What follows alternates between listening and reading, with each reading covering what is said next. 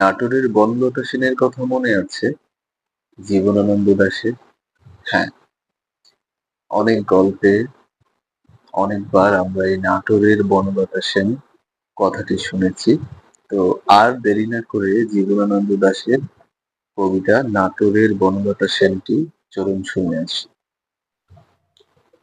হাজার বছর ধরে আমি পথ হাঁটিতেছি পৃথিবীর পথে, সিংহল সমুদ্র থেকে নিশীথের অন্ধকারে মালাই সাগরে।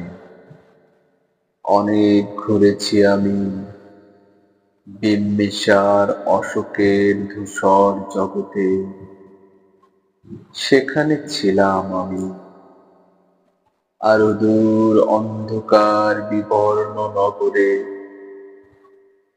আমি ক্লান্ত প্রাণ এক, চারিদিকে জীবনের সমুদ্র সকেন। আমার দুদণ্ড শান্তি দিয়েছিল নাটোরের বনলতা সেন।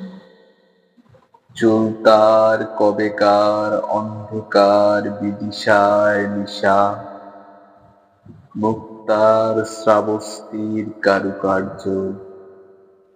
অতিদূর সমুদ্রের পর হাল ভেঙে যে নাবিক হারায়েছে দিশা, সবুজ ঘাসের দেশ যখন সে চোখে দেখে দারুচিনি দ্বীপের ভিতর, তেমনি দেখেছি তারে অন্ধকারে।